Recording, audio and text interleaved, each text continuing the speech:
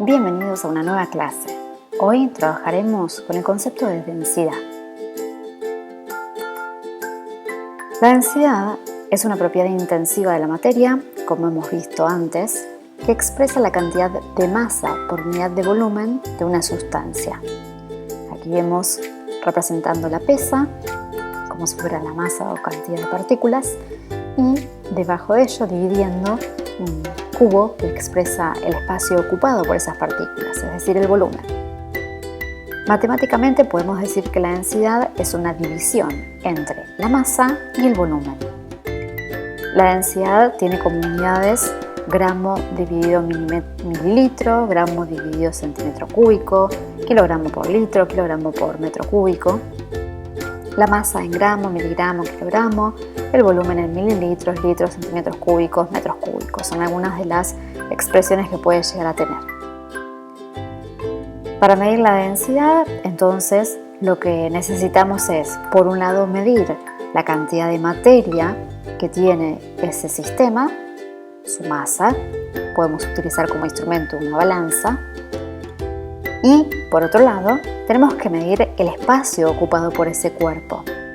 Aquí tenemos el ejemplo de un sólido que lo introducimos en una probeta que tiene un líquido. De acuerdo a lo desplazado por ese líquido, sabemos cuánto espacio ocupa o cuánto volumen tiene ese sólido. Por ejemplo, una vez que tenemos la masa y el volumen, los dividimos y obtenemos así la densidad de ese cuerpo. Vamos a ver algunos ejemplos. ¿Qué densidad tiene una muestra de 630 kilogramos de una sustancia que ocupa 490 litros? Identificamos primero la masa, cuál es el volumen y con esos datos podemos resolver. Entonces, la masa es de 630 kilogramos. Nos damos cuenta que esa es la masa por la unidad que acompaña al número, como hemos visto antes.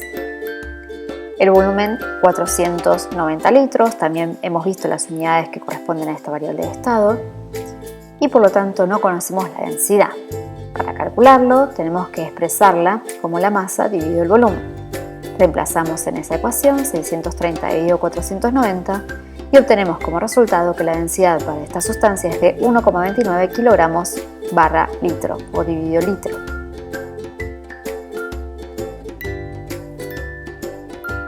Otro ejemplo.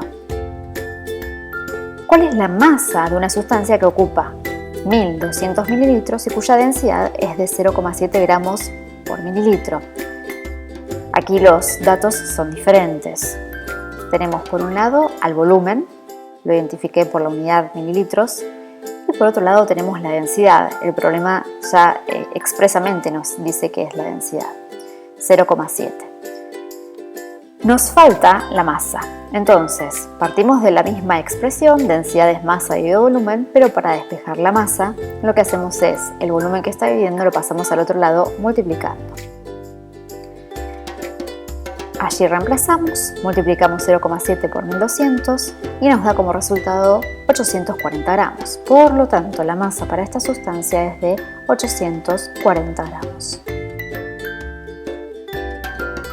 Vamos a resumir. La densidad se expresa como la masa dividido el volumen que ocupa ese sistema. Para calcular la masa, lo que hacemos es despejar y pasamos el volumen multiplicando la densidad.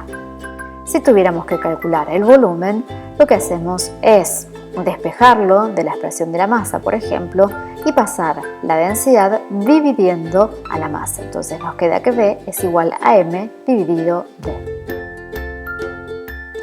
Aquí tenemos algunos valores comparativos de distintas sustancias y sus indicadores o sus valoraciones de densidad. El aire tiene una densidad de 0,0013 gramos por centímetro cúbico. El agua se toma como referencia y es de 1. Todas las sustancias que tengan una densidad menor al agua son aquellas que si las pusiéramos en un sistema y las mezcláramos son las que podrían flotar en ella. Por el contrario, todas las que tienen una densidad superior, por ejemplo el cobre que tiene de 8,4, son aquellas que se hundirían. Aquí vemos más ejemplos. Tenemos, en el caso de esa especie de probeta, líquidos o sustancias con diferente densidad y además inmiscibles.